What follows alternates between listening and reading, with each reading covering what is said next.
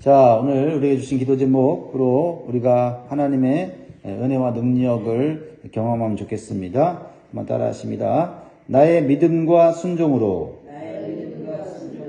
살아계신 하나님의 은혜와 능력을 경험하게 하소서. 아멘. 우리가 사는 이 생의 삶은 참 살아가기가 쉽지가 않습니다. 왜냐하면 때때로 예상치 못한 고난과 시련이 갑자기 찾아오기 때문입니다. 더욱 고통스러운 것은 우리에게 찾아온 고난이 잠시 있다가 사라지는 경우도 있지만은 언제 끝날지 모르는 고난의 고통이 지속될 때가 있습니다. 참 그럴 때는 누구나 버티기가 어렵지요. 이때 필요한 것이 무엇일까요? 그것은 오직 하나님만 바라보는 믿음이고 하나님께로 돌아가는 믿음의 삶을 나타내는 것입니다. 오늘 본문의 배경을 보면요. 언제 끝날지 모르는 가뭄과 흉년이 이스라엘 나라에 계속되는 것을 보게 됩니다. 이것은 한마디로 인간의 죄에 대한 하나님의 징계로 온 것입니다. 1절 봅니다. 길르앗에 우거하는 자 중에 디셋 사람 엘리야가 아합에게 말하되 내가 섬기는 이스라엘 하는 여호와께서 살아계심을 두고 맹세하노니 내 말이 없으면 수년 동안 비도 이슬도 있지 아니하리라 하니라. 하나님께서 지금 비를 내리지 않으셔서 가뭄이 오고 흉년이 계속될 거라고 엘리야 선지자는 아합 왕에게 지금 말하고 있지요. 왜 이런 경고의 말씀을 하고 있습니까? 하나님만 섬겨야 되는 하나님 백성들이 바알과 같은 우상을 섬기고 살아가고 있어요. 우상은 헛된 것입니다. 사람이 만든 것인데요. 그래서 믿고 의지하는 것을 볼 때 하나님은 얼마나 참 안타까우시겠습니까? 근데 이 이스라엘 백성들이 하나님 대신에 믿고 의지하는 바알은요, 비의 신이에요, 비의 신. 근데 하나님께서 뭐라고 말씀하세요? 비를 안 내리겠다는 거예요. 누가 참신인 거예요? 하나님께서 바알이 가짜 신인 것을 깨닫게 해주려고 비를 멈추셨어요. 3년 6개월 동안 비가 그래서 내리질 않아요. 근데 이스라엘 백성들이 여전히 깨닫지 못해요. 여러분, 하나님이 진짜 신이라는 것을 드러내시면 복을 받아야 되는데 하나님이 진짜 신이라는 걸 드러내면 오히려 고통당하는 사람들이 있다는 거죠. 우리는 여기서 중요한 사실을 깨달아야 됩니다. 하나님은 자신이 살아계신 것을 언제나 증명하실 수 있어요. 하나님은 능력의 하나님이신 것을 언제나 증명할 수 있습니다. 그래서 없는 것을 있게 하시고 있는 것을 없게 하신다는 거죠. 그런데요, 우리가 있는 것을 없게 하시는 하나님을 만나면 인생이 고통스러워지는 거예요. 그렇죠? 그러나 우리가 없는 것을 있게 하시는 하나님을 만나면 어떻게 됩니까? 풍성한 삶을 살게 된다라는 겁니다. 오늘 본문의 이 핵심 메시지를 잘 들으셔야 돼요. 그러므로 우리가 살아가면서 고난을 이기고 풍성한 삶으로 돌아가기 위해서는요, 없는 것을 잊게 하신 하나님을 만나야 돼요. 그러기 위해서는 하나님에 대한 온전한 믿음을 우리가 가져야 되고요. 비도 내리지 못하는 우상신을 믿고 살아가므로 있는 것도 빼앗기고 가진 것도 사라지는 그런 인생을 살아서는 안 될 것입니다. 오늘 본문이 주는 영적인 교훈을 좀 더 몇 가지 살펴보려고 하는데요. 첫 번째로는요, 하나님께서는 흉년 중에도 믿음의 사람들을 비상한 방법으로 먹여 살리신다. 네, 이걸 우리가 오늘 믿어야 돼요. 다 하나님 믿지 않고 우상 섬겨도 내가 하나님에 대한 믿음을 잃지 않으면 하나님은 비상한 방법으로 우리에게 먹여주시고 입혀주신다. 하나님이 주신 징계 속에서 소수의 사람들은 오직 하나님만이 참 하나님이신 것을 믿고 살아가고 있어요. 그 중에 한 사람이 엘리야 선지자입니다. 그래서 하나님께서는 없는 중에도 있는 삶을 살도록 역사하세요. 하나님은 엘리야 선지자를 어디다 갖다 놓으세요? 그릿 시내가에 머물게 하세요. 거기는 그래도 물이 좀 있으니까요. 그런데 어떤 방법으로 먹이십니까? 까마귀를 통해서 아침과 저녁에 떡과 물을 갖다 주고 있지요. 떡과 고기를 갖다 주고 있죠. 야, 자, 굶어 죽게 생겼는데, 하나님을 온전히 믿고 살아간 사람에게는 까마귀를 통해서, 네. 여러분, 까마귀가 과연 그렇게 할 수 있을까요? 우리 사람만 불순종하지, 자연 만물은 하나님 말씀하시면 다 순종합니다. 배워야 돼요. 자연에서 우리가 배워야 돼요. 그런데, 오랜 가뭄으로 인해서 그리시네가가 메말랐어요. 하나님께서 또 어떻게 해요? 비상한 방법으로 또 엘리야를 먹이시는 거예요. 이번에는 이스라엘 땅이 아닌 이방 땅 시돈의 이름도 모르는 여인을 찾아가라고 하시고 거기서 먹고 살도록 하나님께서 방법을 말씀해 주십니다. 그 시돈 땅 사르밧이라는 마을에 과부를 찾아가요. 그 과부를 사르밧 과부라고 말하기도 하고 사렙다 과부라고도 말하지요. 하나님께서는 이 사르밧 과부가 엘리야를 공개할 거라고 말씀하세요. 참 이상한 말씀이고 불편한 말씀이에요. 그래도 좀 돈 있고 부자 있는 사람에게 가서 좀 공개를 받으면은 좀 마음 편할 텐데 과부, 아들 하나밖에 없는 과부에게 가서 하나님께서 먹을 것을 달라고 이렇게 얘기하라고 하니까 얼마나 이 엘리야가 마음이 불편했겠어요. 그러나 하나님을 믿었기 때문에 또 엘리야가 순종하는 것이지요. 마침 사르밧 과부가 집 밖에서 뭘 하고 있어요? 뭘 하고 있습니까? 나뭇가지를 주워요. 여인께 줍는 게 아닙니다. 이 여인의 지금 삶은 너무나도 지금 비참하고 절망적인 상태예요. 10절에 보면 그가 일어나 사르밧으로 가서 성문에 이를 때 한 과부가 그곳에서 나뭇가지를 줍는지라. 이에 불러 이르되 청하건대 그릇에 물을 조금 가져다가 내가 마시게 하라. 여러분, 이 언제 끝날지 모르는 감 속에서 물 한 잔 달라는 것도 사실 쉽지 않은 그런 상황 아닙니까? 그렇죠? 네. 그런데 이 과부는요, 놀랍게도 나그네인 엘리사 선지자에게 아무런 불평 없이 물을 가지러 갑니다. 그러자 엘리야는요, 그 기회를 놓치지 않고 그 과부에게 하나님께서 하라고 하신 말씀을 전해요.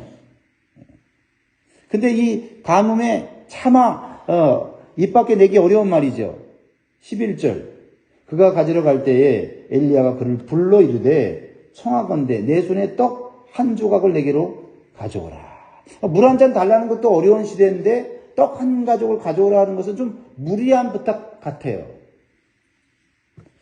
그러자 방금 전에 굉장히 친절하게 물을 뜨러 가려고 했던 이 과부가 자신의 정말 절망적이고 불행한 상황을 고백하고 있는 것을 보게 됩니다. 12절 보세요. 얼마나 참 비참한 상황인가? 그가 이르되 당신 하나님 여호와께서 살아계심을 두고 맹세하노니 나는 떡이 없고 다만 통에 가루 한 움큼과 병에 기름 조금뿐이라. 내가 나뭇가지 둘을 지어 주어다가 나와 내 아들을 위하여 음식을 만들어 먹고 그 후에는 죽으리라. 나뭇가지를 줍는 게 그 나뭇가지로 조금 남은 밀가루와 그죠? 기름을 섞어서 빵 하나 만들어서 자기와 자기 아들이 먹고 죽으려고 했다는 거예요. 마지막 식사 지금 준비하고 있다는 겁니다. 죽음을 눈앞에 두고 있다는 거예요.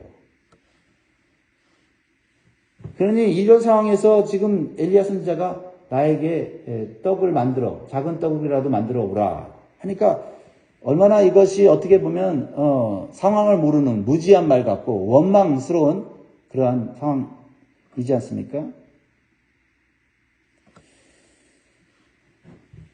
그런데 엘리야의 마음이 이 이야기를 들었을 때 정말 참 안타깝고 불편하고 정말 괴로웠을 거예요. 그런데 동시에 엘리야 선지자는 하나님께서 왜 자신을 이 불쌍한 과부에게 보내셨는지를 깨닫는 거예요. 어떻게 깨달아요? 이것은 육적으로 보면 너무 비참한 얘기인데 영적으로 보면 이것은 희망이고 소망이에요. 하나님이 이 불행하고 비참한 과부를 사랑하시는구나. 하나님은 이 죽음의 위기에서 생명을 살리시는 구원의 하나님이신 것을 이 여인에게 가르쳐 주려고 하는구나. 그렇습니다. 기억하십시오. 하나님은 생명을 살리시는 분이에요. 사랑하는 성도 여러분, 우리도 정도의 차이가 있지만요, 이 여인과 같은 절망적인 상황에 처해 있을 수가 있어요. 그렇죠? 지금 가지고 있는 것으로는 계속해서 미래를 안전하게 풍요롭게 살 수가 없는 그런 상황 가운데 우리가 살아가고 있습니다. 그래서 이 불행한 과거를 통해서 우리에게 주시는 교훈은 무엇입니까? 하나님은 삶의 절망적인 문제를 통해서 하나님의 은혜와 능력을 경험케 하시는 분이다. 엘리야는요, 이 과부의 절망적인 문제를 해결해 주시는 하나님의 뜻을 깨달았어요. 처음에는 좀 엘리야도 좀 마음이 불편했겠죠. 물을 달라고 하는 것까지는 괜찮았는데 떡 한 조각 달라고 할 때는 좀 이거 달라고 해도 되나 그랬는데 이 여인이 이 떡 한 조각 만들어 먹고 죽는다 그러니까 가슴이 덜컥 내렸을 거예요. 그런데 왜 하나님께서 이 여인에게 나를 보냈는가? 왜 하나님 말씀을 전하게 했는가? 이 하나님의 말씀은 바로 이 여인을 살리는 구원의 복음이구나. 그런 깨달은 거예요. 그래서 엘리야가 담대하게 그 상황 속에서 말씀을 전해요. 13절, 14절을 보면 엘리야가 그에게 이르되 두려워하지 말고 가서 내 말대로 하려니와 먼저 그것으로 나를 위하여 작은 떡 한 개를 만들어 내게로 가져오고 그 후에 너와 내 아들을 위하여 만들라. 이스라엘 하나님 여호와의 말씀이 나 여호와가 비를 지면에 내리는 날까지 그 통에 가루가 떨어지지 아니하고 그 병에 기름이 없어지지 아니하리라 하셨느니라. 놀라운 은혜의 말씀이고 놀라운 문제 해결책이에요. 하지만 이제 뭐가 문제입니까? 이 과부의 믿음이 문제다 말하는 거죠. 이 과부가 믿음이 있느냐 없느냐가 이제 중요한 거예요. 하나님은 이미 문제 해결책을 주시고 앞으로 살아갈 길을 이미 말씀하셨습니다.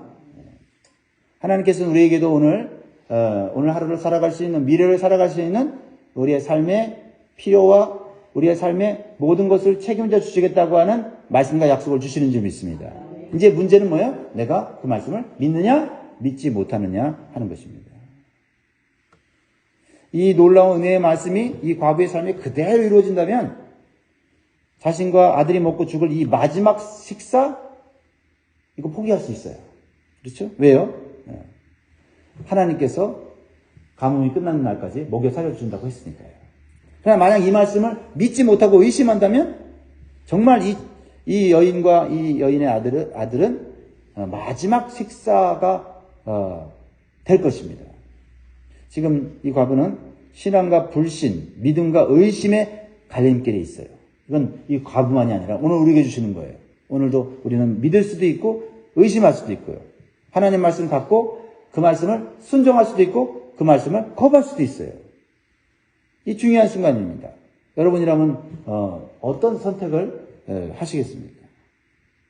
우리의 삶 가운데 절망적인 상황이 왔을 때 그 절망의 상황이 어떤 이유로 왔는지는 우리가 모를 때가 있어요. 그러나 분명한 건 뭐냐면 그 절망적인 상황 가운데 하나님께서 말씀하신 것을 붙잡고 믿고 순종하면 하나님은 우리에게 살 길을 열어주신다라는 거예요. 지금 이 과부는요, 아직 하나님에 대한 믿음이 없는 상황이에요. 오히려 바알이라는 신을 믿는 이방 문화 속에 살고 있어요. 근데 뜬금없이 자신을 찾아온 하나님의 사람 엘리야의 말을 믿는다는 것은 결코 쉽지 않아요. 이성적으로는 쉽지 않은 것입니다. 그런데 이 가련한 과부는 마지막 절망적인 순간에 무엇을 선택합니까? 믿음을 선택했다는 거예요. 믿음을 선택했다. 좀 더 정확하게 말하자면 사람에 대한 믿음이 아니라 하나님 말씀에 대한 믿음이었어요. 죽을 수밖에 없는 현실을 선택하지 않고 생명을 살려주시겠다는 말씀을 선택한 거예요. 하나님 말씀은 항상 살려준다는 말씀이에요. 근데 마귀가 주는 유혹은 죽는다는 겁니다.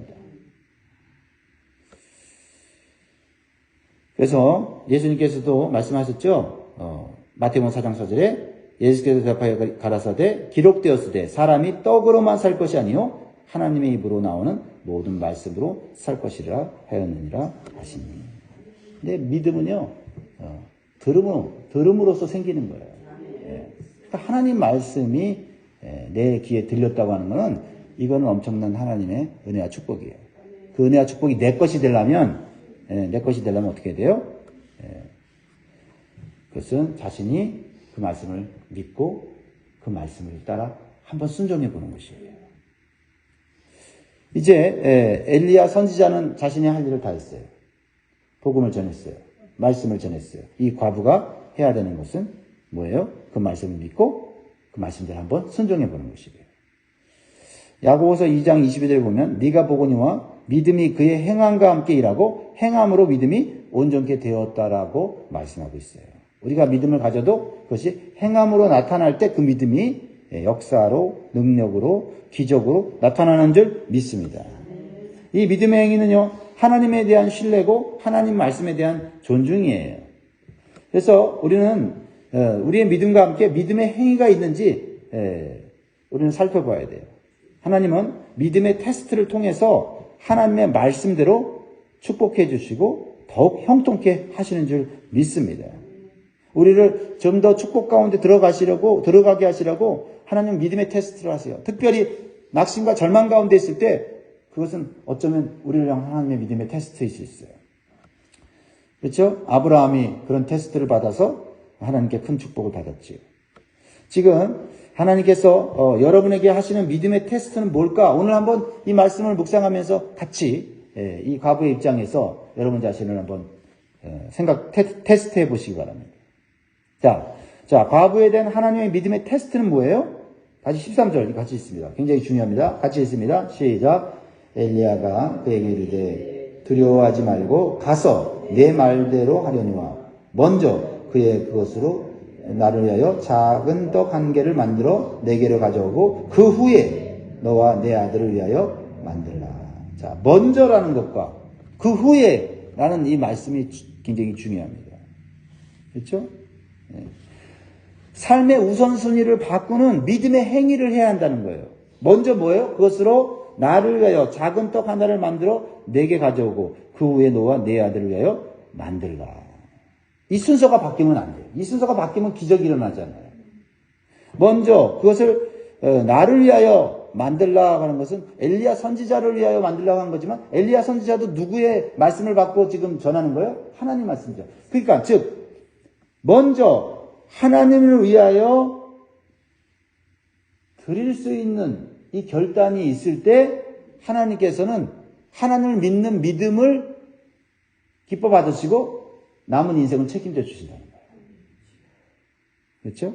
하나님을 내 삶의 두 번째로 두면 기적은 일어나잖아요. 그렇죠? 그냥 그 떡 내가 먹고 죽어버리면 끝나는 거예요. 그러나 어차피 죽을 건데 살아계신 하나님이 하신 말씀을 내가 믿고 먼저 하나님이 하라고 하는 대로 한번 순종하면 하나님은 그 믿음을 기뻐 받으시고 하나님께서 역사하신다는 거예요. 네. 근데 이 말씀을 잘못 오해하게 되면요 시험에 들 수도 있어요. 그렇죠? 아니 지금 죽게 생겼는데 먼저 하나님께 바치라고? 네. 이것은 하나님의 놀라운 축복과 은혜가 담겨져 있다는 것을 영적으로 깨달아야만 순종할 수 있는 거죠. 사랑하는 성도 여러분, 이 과부는 믿음과 의심의 갈림길에서 죽음과 생명의 갈림길에서 하나님께 먼저 모든 것을 내어드리는 믿음의 선택과 행위를 했어요. 하나님을 먼저 섬긴다는 것이 무엇인지 우리가 각자의 위치에서 한번 오늘 묵상해 보시기 바랍니다. 이 과부에게 오늘 은혜와 축복의 말씀을 약속하셨듯이 우리에게도 그런 은혜와 축복의 약속을 주시는 줄 믿습니다. 그 결과는 어떻게 됐어요? 하나님은 말씀하신 대로 약속을 신실하게 지키셨습니다. 그리고 더욱 풍성하게 했었어요. 자, 15절 16절 우리 즐겁게 한번 읽어봅시다. 시작. 그가 가서 엘리야의 말대로 하였더니 그와 엘리야와 그의 식구가 여러 날 먹었으나 여호와께서 엘리야를 통하여 하신 말씀같이 통의 가루가 떨어지지 아니하고 병의 기름이 없어지지 아니하니라. 하나님께서는 흉년 중이든 어떠한 절망적인 상황이든 믿음의 사람을 특별한 방법으로 대우하시고 비상한 방법으로 먹여 살려주신다 하는 것을 믿으시기 바라요. 비록 이스라엘 백성들이 하나님을 믿지 않고 바알을 믿음으로 그들의 삶 가운데 하나님의 징계가 내려왔지만은 소수의 사람들은 하나님을 온전히 믿고 또 사르밧 과부처럼 믿음이 없었지만 말씀을 듣고 올바른 믿음의 선택과 순종을 했을 때 그의 삶은 또 그의 자녀는 하나님께서 끝까지 보호하여 주시고 책임져 주시는 것을 체험하게 되었다라는 겁니다. 우리가 뭘 많이 가져야 되는 게 아니라 우리는 한 가지만 가지면 되는 거예요. 오직 하나님과 하나님의 말씀을 믿는 믿음, 의심치 않는 믿음, 두려워하지 않는 믿음, 이 믿음 가지면 우리는 승리케 되는 줄 믿습니다. 사랑하는 성도 여러분, 오늘 이 말씀으로 오늘도 힘을 내시고 용기를 가지시고 소망 가운데 이 힘든 세상 승리하시기를 주의 이름으로 축복합니다.